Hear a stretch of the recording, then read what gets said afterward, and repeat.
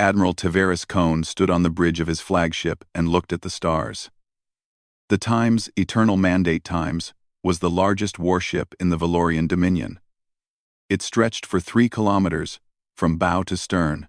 Its weapons could burn entire continents in minutes, and today, it would lead the destruction of another primitive species. Behind the flagship, 46 more capital ships held their positions.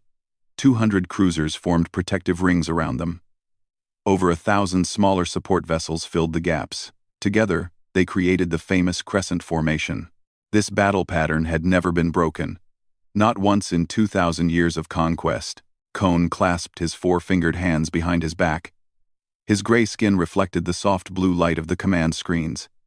He had done this many times before. The Valorian Dominion had conquered 847 species across 4,000 star systems. Some had surrendered quickly. Others had fought back. None had survived. "Admiral," said his second-in-command, a younger officer named Thesic. "We will arrive at the target system in 10 standard minutes." Cone nodded slowly. "What do we know about this species?" Thesic pulled up the data on the main screen. A small yellow star appeared. 8 planets orbited around it. The third planet from the star was marked in red. "They call themselves humans," Thesic explained. "They live on that blue planet. Our scouts detected their radio signals approximately 100 years ago. They have only recently begun to travel between planets in their own system. Their technology is extremely primitive. They have no shields, no energy weapons. Their fastest ships would take years to reach nearby stars." Cone almost smiled. "Almost. Another easy conquest." "Yes, Admiral. The High Council expects this operation to take 3 rotations at most. However..." Thesic paused. "However? The Council has ordered complete elimination. No survivors, no prisoners." Cone raised one eyebrow. This was unusual. Most species were enslaved, not destroyed. Slaves had value. Dead bodies did not. "The reason?" he asked. "Their planet sits on top of rare mineral deposits. The Council does not want to negotiate or manage a workforce. They want the planet empty and ready for mining operations." Cone accepted this without emotion. He had killed billions in his career. What was one more species? They were primitive. They were in the way. They would die. This was how the galaxy worked. The strong took from the weak. The Valorian Dominion was the strongest civilization in known space. Everyone else existed only because the Dominion allowed it. The fleet dropped out of faster-than-light travel at the edge of the human system. Stars stretched back into points of light. The yellow sun burned in the distance. Cone could see the blue planet from here, a tiny dot among the darkness. "All ships report ready, Admiral," Thesic announced. "The crescent formation is holding perfectly. We await your command to advance." Cone opened his mouth to give the order. Then he stopped. A warning light flashed on the sensor station. The officer there, a young female named Melix, leaned forward with confusion on her face. "Admiral," she said slowly, "I am detecting something strange." "Explain." "There is a vessel approaching our position. It came from the direction of the third planet. It is moving very fast." Cone frowned. "Show me." The main screen changed.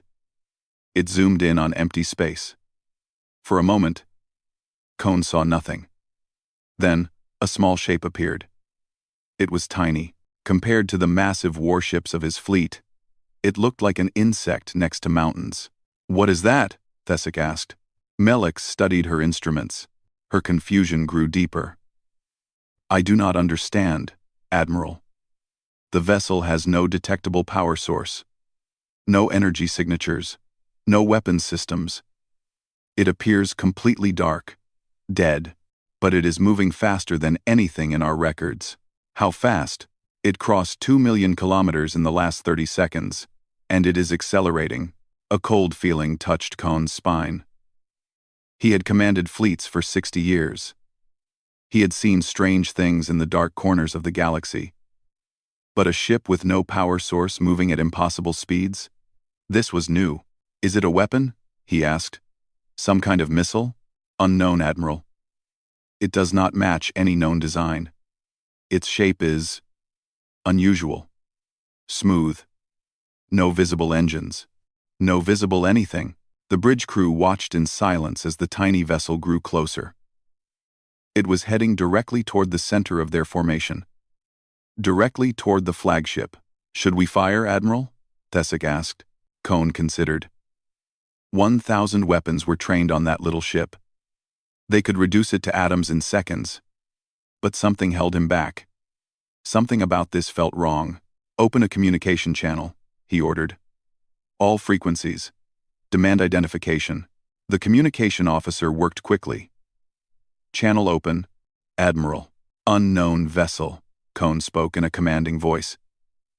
"You are approaching a military fleet of the Valorian Dominion. Identify yourself immediately, or you will be destroyed." Silence. The ship continued to approach. It did not slow down. It did not change course. It simply came closer and closer, like death walking through a crowd. Then every screen on every ship in the fleet flickered. Every speaker crackled with static, and a voice spoke. It was calm, steady, almost gentle. It spoke in perfect Valorian, as if it had always known their language. "This is the UNSS Messenger, representing the United Nations of Earth. You have entered protected space. State your intentions." Cone felt his blood turn cold. The message had not come through normal channels. It had appeared on every single ship simultaneously. Over 1,000 vessels. Millions of crew members. They all heard the same words at the same moment. That was impossible. That technology did not exist. Thesic looked at the Admiral with fear in his eyes. "How did they do that?" Cone did not answer. He stared at the tiny vessel on the screen. It had stopped moving. It simply floated there in the center of his formation, waiting. "Unknown vessel," Cone said, keeping his voice steady. "This system has been claimed by the Valorian Dominion. You will surrender immediately or face destruction. You have 30 seconds to comply." The voice returned, unchanged, unbothered. As if Cone had said nothing important at all. "Acknowledged. Your response has been logged. Defensive Protocol 7 is now authorized. You have 90 seconds to withdraw your fleet from this system." Thesic grabbed Cone's arm. "Admiral, we should consider—" "No." Cone pulled his arm free. His pride burned hot. He had never retreated. He had never shown weakness. He would not start now. Not against a single tiny ship. Not against primitives who had barely discovered space travel. "All ships," he commanded. "Target that vessel. Fire everything." The crescent formation obeyed. 47 capital ships unleashed their extinction-class weapons. 200 cruisers added their firepower. 1,000 support vessels joined the attack. The darkness of space turned white with energy. Every weapon in the fleet fired at one small ship, and then Admiral Cone watched in horror as every single beam bent away from the target. The energy curved around the vessel like water flowing around a stone. Not one shot touched it. The tiny ship began to glow, and Cone understood, in that terrible moment, that he had made a very serious mistake.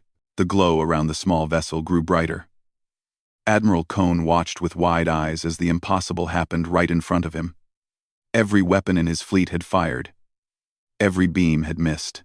The energy had simply curved around the ship like it was protected by an invisible hand. "What is happening?" Thesic whispered. His voice shook with fear. Sensor Officer Melix was working frantically at her station.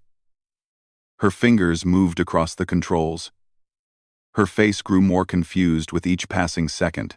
"Admiral," she said, "the energy from our weapons did not disappear. It was absorbed. The vessel is.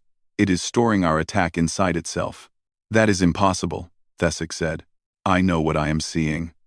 Melix looked up from her screens. Terror filled her eyes. That ship just swallowed enough firepower to destroy a planet. And now it is glowing. Cone gripped the railing in front of him. His claws dug into the metal. He had commanded fleets for 60 years. He had seen death on a scale that most beings could not imagine. But he had never felt fear like this. This was not a battle. This was something else entirely. "All ships, fire again," he ordered. His voice came out weaker than he intended. The fleet obeyed. Once more, the darkness filled with light. Beams of pure destruction raced toward the tiny vessel from every direction. And once more, every single shot bent away from the target. The glow around the ship grew even brighter. "It is not working," Thesic said. "Admiral, we need to retreat. We need to—" "No." Cone refused to accept this. He had never retreated. He had never failed. "Launch all fighters. Send boarding parties. I want that ship captured or destroyed." Hundreds of fighter craft launched from the capital ships. They swarmed toward the glowing vessel like angry insects.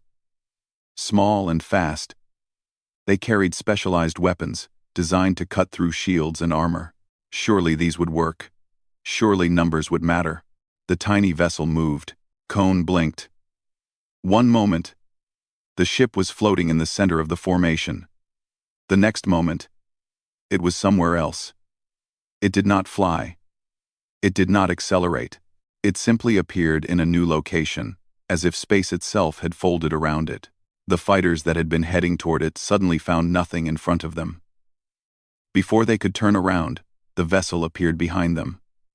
It touched them gently as it passed, just a soft touch, nothing more. Every fighter went dark. Their engines stopped. Their weapons powered down. Their lights went out. 300 fighters became 300 pieces of floating metal in less than 10 seconds. "They are not destroyed," Melix reported, her voice barely a whisper. "Life signs are still active. The pilots are alive. But their ships are completely dead. No power. No systems. Nothing." The vessel moved again. It appeared next to the cruiser Times Dominion's Pride Asterisk, one of the largest ships in the formation. The cruiser's captain ordered an emergency retreat. The engines fired. The ship began to turn away. The tiny vessel touched it. Every light on the Times Dominion's Pride Times went out. The massive warship, home to 10,000 crew members, became a dark shape drifting through space. Silent. Powerless. Dead. Cone watched in horror as the vessel moved through his fleet. It did not fire weapons. It did not need to. It simply touched each ship as it passed. Capital ships. Cruisers. Support vessels. One by one, they all went dark. "Admiral," the communication officer called out. "We are receiving emergency signals from all disabled ships. They report total system failure. No weapons. No engines. No shields. But life support is still working. Everyone is alive." Thesic grabbed Cone's shoulder. "It is sparing them. Do you understand? It could destroy us all. But it is choosing not to. It is sending a message." Cone understood. He understood perfectly. This was not an attack. This was a demonstration. The humans were showing the Dominion exactly what they could do if they wanted to. The vessel appeared directly in front of the Times Eternal Mandate asterisk. On the main screen, Cone got his first clear look at it. The ship was smooth and silver, shaped like a teardrop. No visible engines. No visible weapons. No markings except for a single symbol on its surface, a blue circle with green shapes inside it. Later, Cone would learn this was an image of the human home planet. The calm voice spoke again. It filled the bridge. It filled every corner of the ship. "Admiral Tyveris Cone, your weapons cannot harm this vessel. Your fleet is being disabled. This is not an act of war. This is a warning. Do you understand?" Cone's mouth was dry. His hands trembled. Around him, his bridge crew stood frozen with fear. Some had fallen to their knees. Others simply stared at the screens with empty eyes. "What do you want?" Cone asked. "We want you to leave this system. We want you to return to your dominion and deliver a message. Earth and its people are not your enemy. But we will not be conquered. We will not be enslaved. We will not be destroyed. Any fleet that enters our space with hostile intentions will be stopped." The vessel moved closer.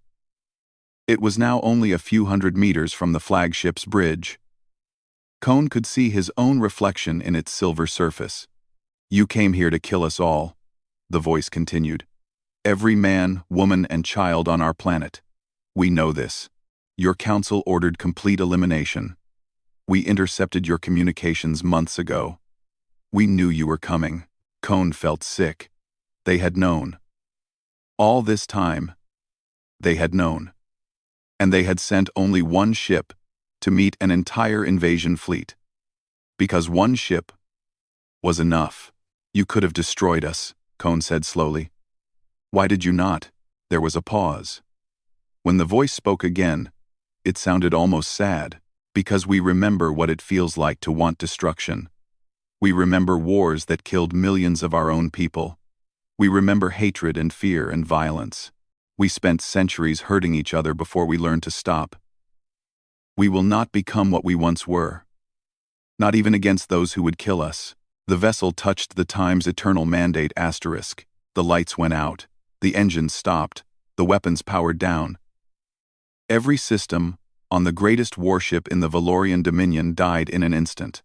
Emergency lighting flickered on. Red and dim, it cast strange shadows across the bridge. Cone stood in the darkness and felt something he had never felt before in his long military career. He felt small. The voice spoke one final time, echoing through the dying ship. Your fleet is disabled. Life support will continue functioning for 72 hours. Rescue vessels will be allowed to enter this system in 6 hours. Take your people home. Admiral, tell your council what you saw here today. Tell them that Earth wishes only peace. But tell them also that we are prepared for war if they force it upon us. Silence fell. The vessel vanished, disappearing as quickly as it had appeared. Outside the windows, Cone could see his entire fleet drifting in the darkness. 47 capital ships, 200 cruisers, over 1,000 support vessels. All of them dark. All of them powerless. All of them defeated by a single ship no bigger than a cargo shuttle. Thesic stood beside him in the red emergency light. Neither of them spoke for a long time. Finally, Cone asked the question that would haunt him for the rest of his life. What are these humans? No one had an answer. 6 hours passed in darkness and silence. The crew of the Times, Eternal Mandate Times, sat in the dim emergency light and waited. Some prayed to gods they had not thought about in years. Others simply stared at the walls. A few tried to repair the damaged systems, but nothing worked. Every circuit was dead. Every computer was empty. The ship had been erased from the inside. Admiral Cone did not move from the bridge. He stood at the window and watched the stars. His mighty fleet floated around him like a graveyard of metal. 17 minutes. That was how long it had taken. 17 minutes to destroy 2,000 years of military tradition. 17 minutes to shatter the crescent formation that had never been broken. 17 minutes to change everything he believed about the galaxy. When the rescue ships finally arrived, Cone let others handle the evacuation. He had no strength left for command. The human vessel had taken something from him. Not his life, but his certainty. His belief that the Dominion was the greatest power in existence. His faith that bigger and stronger always won. The journey home took 3 weeks. Cone spent most of it alone in his quarters. He reviewed the battle footage again and again. He watched the tiny silver ship move through his fleet like a ghost. He studied the moment when the beams bent around it. He listened to that calm voice delivering its warning.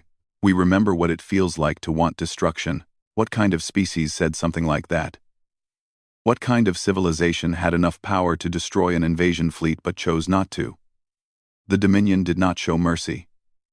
Mercy was weakness. Mercy was an invitation for others to attack you, but the humans had shown mercy. And somehow, that terrified Cone more than their impossible technology. The High Council summoned him immediately upon his return to Valoria Prime. The council chamber was a massive room with a domed ceiling. 12 seats arranged in a circle. The most powerful beings in the Dominion sat there, waiting for his report. Cone stood in the center and told them everything. He told them about the single ship approaching the fleet. He told them about the weapons that bent around it. He told them about the touch that killed every system without harming a single crew member. He showed them the footage. He played them the recordings. When he finished, silence filled the chamber. High Counselor Vorthen was the first to speak.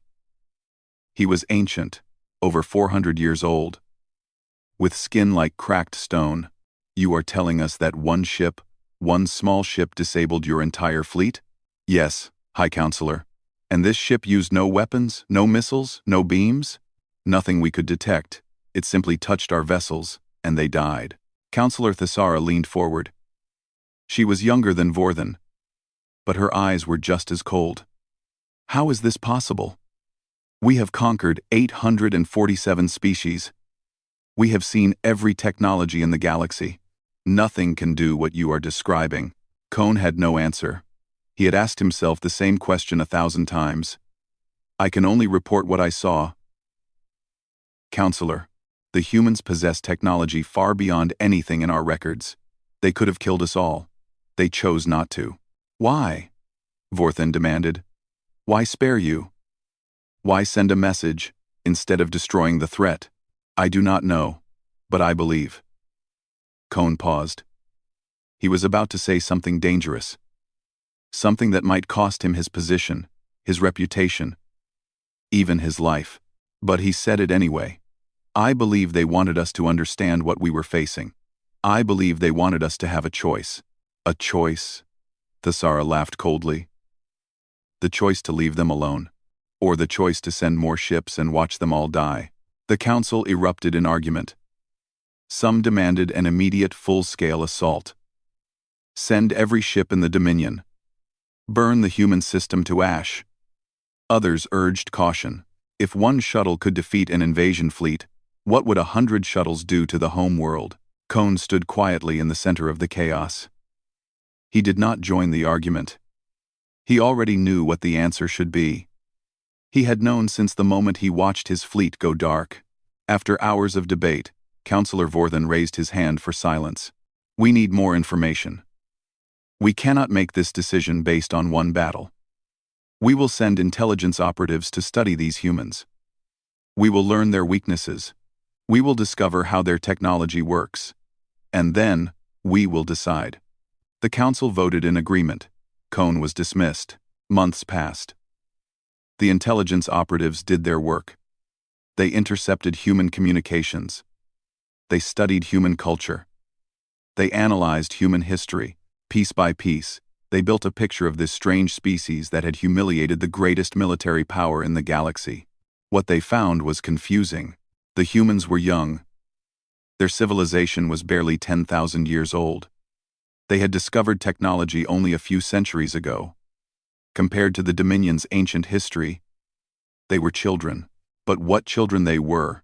The intelligence reports spoke of endless wars, humans fighting humans, nations destroying nations, weapons that could crack open the very atoms of matter, diseases created in laboratories, machines built to kill on massive scales. The humans had spent most of their history trying to wipe themselves out, and yet they survived. Again and again. They pulled themselves back from the edge of destruction. They rebuilt. They learned. They grew. One report stood out from all the others. It described something the humans called the Great Silence. 200 years ago, the humans discovered they were not alone in the universe. A Dominion scout ship crashed on their moon. The humans found it. They studied it. They learned what was waiting for them in the stars, and they made a choice. They did not announce themselves to the galaxy. They did not reach out to make contact. Instead, they went quiet. They hid their signals. They buried their development deep underground and in hidden stations throughout their system. They built in secret, watching the Dominion conquer and destroy species after species. They saw what the galaxy was, and they prepared for the day when the galaxy would come for them. Counselor Vorthen read the final intelligence summary in his private chambers. His old hands trembled as he held the pages. The report's conclusion was simple and terrifying. The humans have been aware of the Dominion for 2 centuries. They have spent that time developing technology specifically designed to counter our weapons and defenses. They know everything about us. We know almost nothing about them. Any military action against Earth would be inadvisable until we understand the full extent of their capabilities. Vorthen set down the report. He walked to his window and looked out at the lights of the capital city. For 4,000 years, the Dominion had ruled the stars.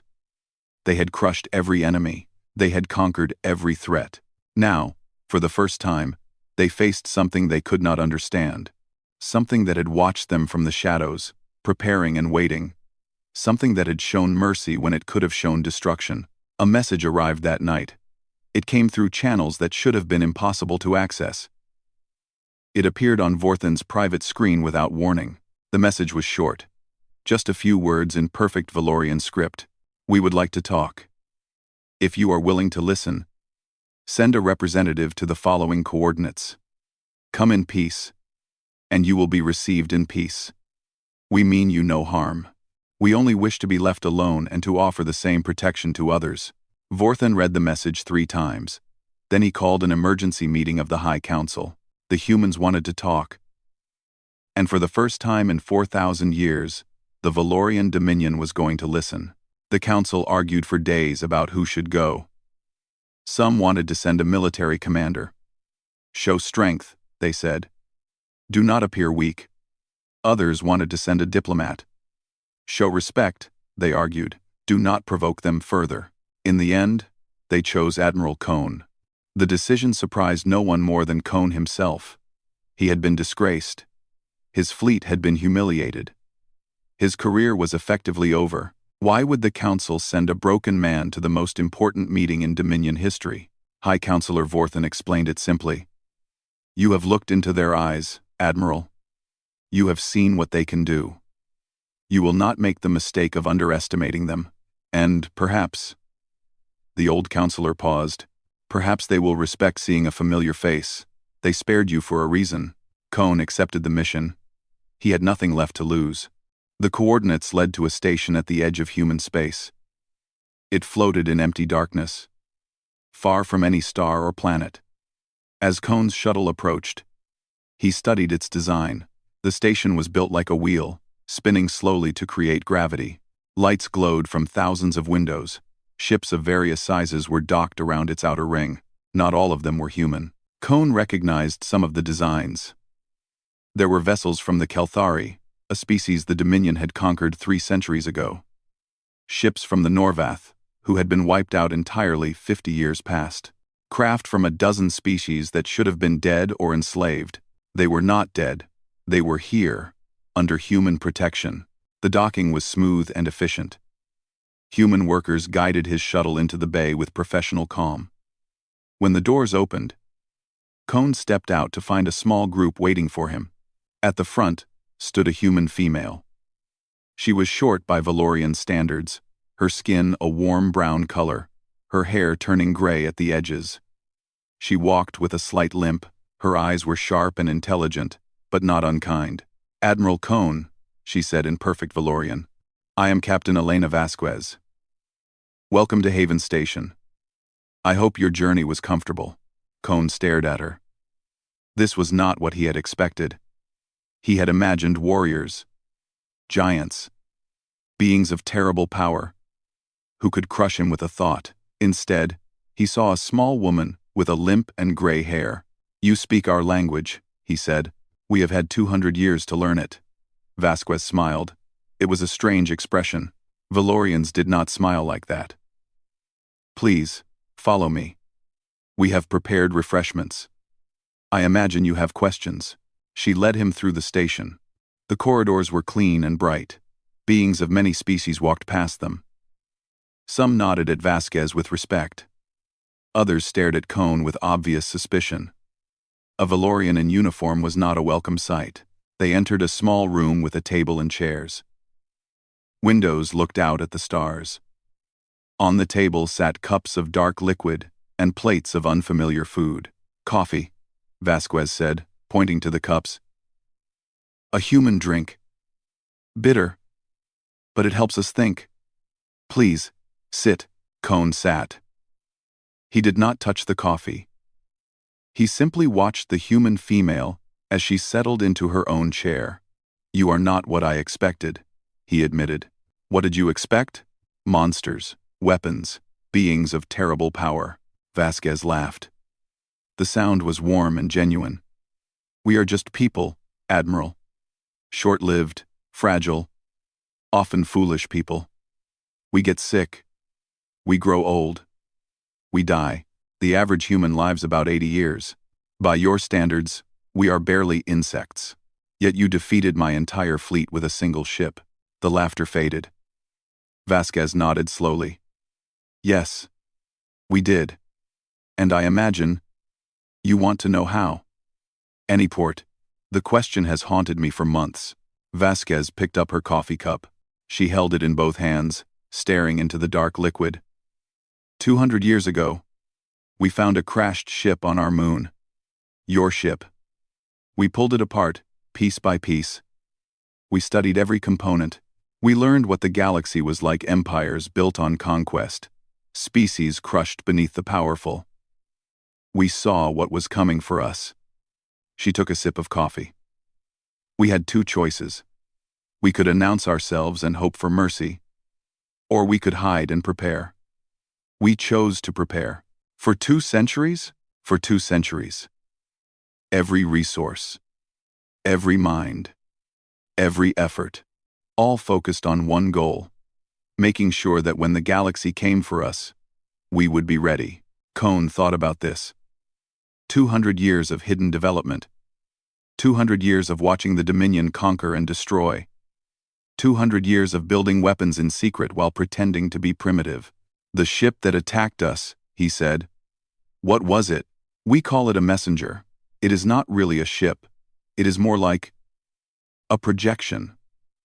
A piece of technology so advanced that your sensors could not understand it. When it touched your vessels, it simply asked their systems to stop working.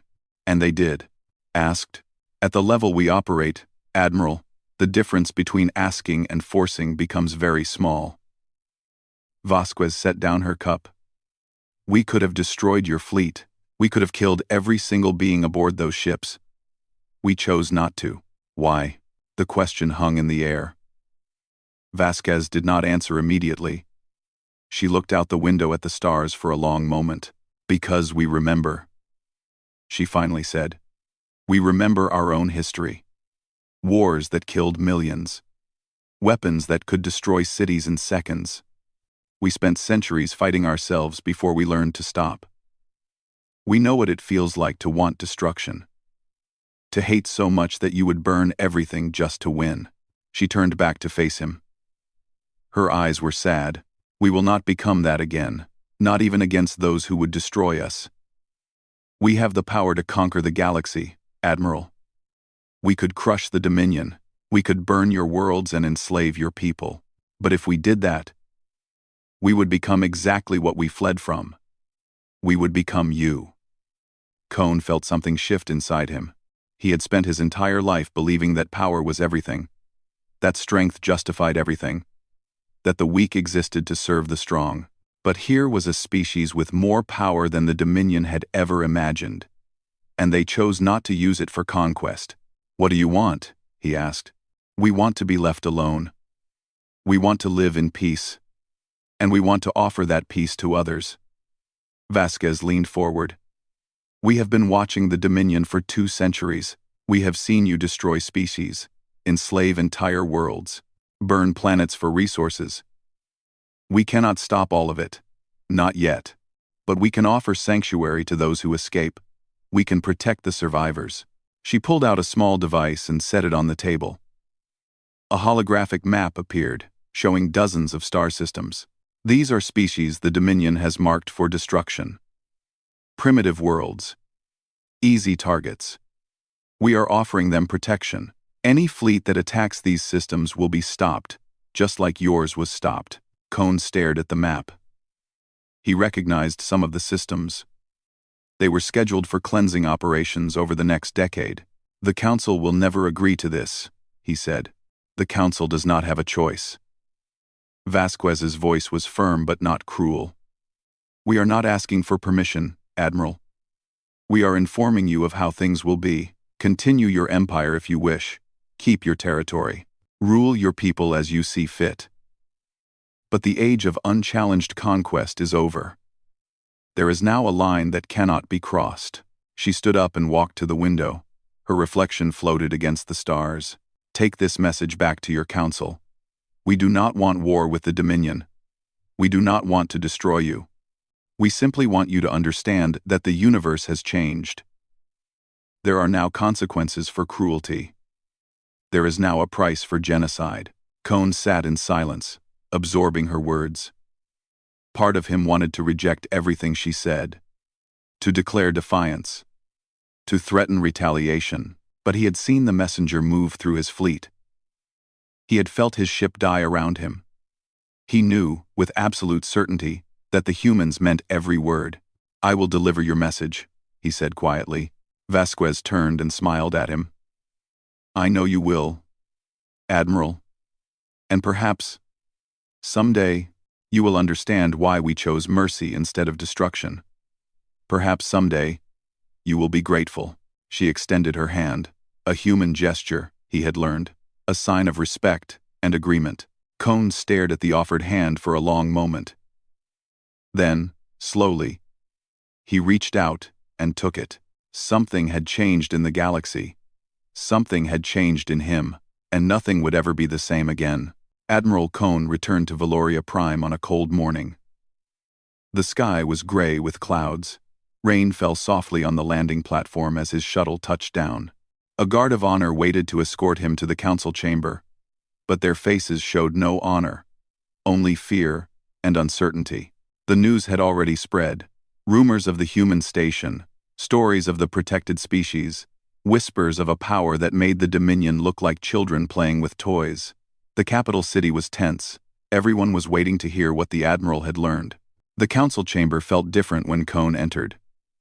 The 12 counselors sat in their usual places, but the arrogance was gone from their eyes. High Counselor Vorthen looked older than before. The weight of impossible decisions had bent his shoulders. Report, Vorthen said simply. Cone told them everything. He described the station. He explained the refugee species the Dominion had tried to destroy, now living in safety under human protection. He repeated Captain Vasquez's words, her offer of peace and her warning of consequences. When he finished, the chamber was silent. Counselor Thesara spoke first. Her voice was tight with anger. This is unacceptable. We are the Valorian Dominion. We do not take orders from primitives. We do not change our policies because some young species threatens us. They are not primitives, Cone said quietly, and they are not threatening. They are simply telling us the truth. They have the power to destroy us. They are choosing not to use it. Then we should strike first. Thesara slammed her hand on her seat. Before they decide to stop showing mercy. Send every ship we have. Burn their worlds. End this threat while we still can. Anna. With what ships? Another counselor spoke up. His name was Mordeth, and he controlled the Dominion's industrial worlds. The fleet Admiral Cone lost was our best, our most advanced. 20% of our total military power, disabled in 17 minutes. How many more fleets are you willing to sacrifice? The argument erupted. Counselors shouted at each other. Some demanded war, others urged surrender. A few suggested negotiation. The great chamber that had ruled 4,000 star systems descended into chaos. Cone stood silent in the center, watching them fight. He thought about Captain Vasquez. Her calm eyes, her steady voice, her extended hand. She had known this would happen. She had known the Dominion would tear itself apart, trying to decide how to respond. And she had been patient. Because the humans had time. They had been waiting for 200 years. They could wait a little longer. High Counselor Vorthen finally raised his hand for silence. The arguing stopped. The old counselor looked around the chamber with ancient, tired eyes. Let me tell you a story, he said. When I was young, very young, before any of you were born, I witnessed the conquest of the Rithani. They were a proud species. Strong warriors, advanced technology. They fought back against our invasion with everything they had. He paused, remembering. We crushed them. It took 50 years and cost us millions of soldiers. But we crushed them, and when it was over, we looked at their ruined worlds and told ourselves that we had won. That we were the greatest power in the galaxy. That no one could stand against us. Vorthen stood slowly. His old bones creaked with the effort. I have lived for 400 years. I have seen the Dominion grow from a dozen worlds to 4,000. I have watched us destroy 847 species. And in all that time, I never once questioned whether we had the right to do so. We were strong. They were weak. That was the only truth that mattered. He walked to the center of the chamber and stood beside Cone. But I was wrong. Strength is not the only truth. Power is not the only measure of civilization. The humans have shown us this. They have power beyond our understanding, and they use it to protect the weak instead of destroying them. That is foolishness, Thesara insisted. The strong rule. The weak serve. This is the natural order. Is it? Vorthen turned to face her. Or is that simply the excuse we tell ourselves to justify our cruelty? The humans were once like us. Their history is filled with war and conquest and genocide, but they looked at what they had become, and they chose to be something different. They chose to be better. The chamber was silent. Cone watched the counselors' faces. Some were angry. Some were confused. A few looked thoughtful. We have a choice, Vorthen continued. We can send more fleets to die against human technology. We can watch our empire crumble as species after species seeks human protection. We can fight a war we cannot win against an enemy who does not even want to be our enemy. He paused. Or we can listen. We can accept their offer of peace. We can keep what we have and stop reaching for more. We can learn from a species that found a better way. You want us to surrender, Thesara said bitterly. I want us to survive. Vorthen's voice was heavy with centuries of wisdom. The galaxy has changed. We did not change it. We cannot undo it.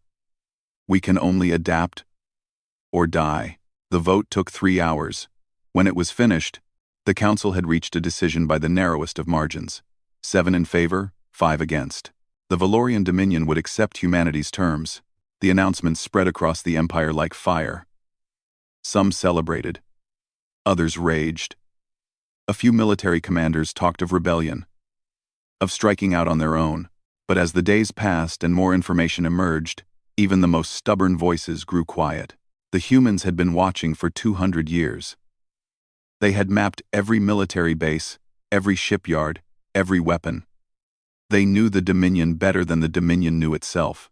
Any resistance would be crushed before it could begin. And slowly, something remarkable started to happen.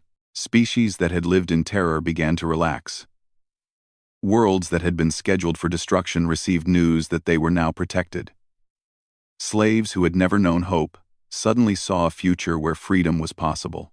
Cone heard the stories over the following months. Families reunited after generations of separation. Cultures that had been suppressed beginning to flourish again.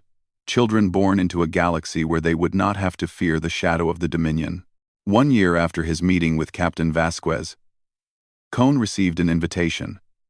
The humans were opening a diplomatic office on Haven Station. They wanted ambassadors from every species. They wanted to build something new, not an empire, but a community, a gathering of civilizations that chose cooperation over conquest. Cone went. Not as admiral, but as ambassador. He had retired from military service. He had no more taste for conquest. What he had seen, what he had learned, had changed him in ways he was still discovering.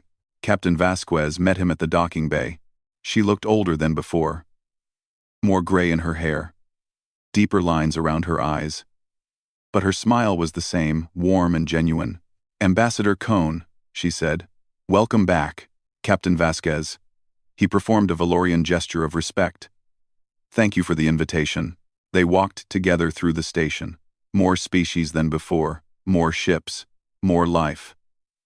The place buzzed with activity and hope. You have built something extraordinary, Cone said. We have built a beginning. Vasquez looked out a window at the stars.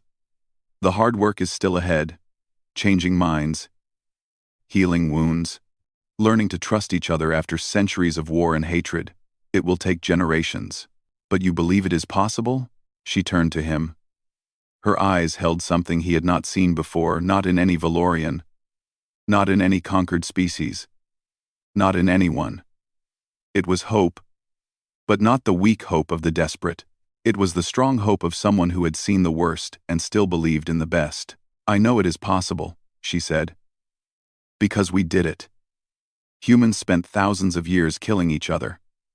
We invented weapons that could destroy our entire world. We came within minutes of ending our own civilization. Multiple times. But we stopped. We chose differently. We proved that even the most violent species can learn to be better. She placed her hand on Cone's shoulder. Her touch was gentle. If we can change, anyone can. Even the Dominion. Cone thought about her words as the years passed. He served as ambassador for decades. He watched the community grow. He saw old enemies become new friends. He witnessed the birth of something the galaxy had never known before, true cooperation between species. And sometimes, late at night, he would look out at the stars and think about the tiny silver ship that had changed everything. The messenger that had carried humanity's first words to the Dominion. We mean you no harm. We only wish to be left alone. Such simple words, such a simple message. But behind it was a truth that had shattered the greatest empire in the galaxy. There was a species in the universe that had the power to conquer everything, and they chose peace instead.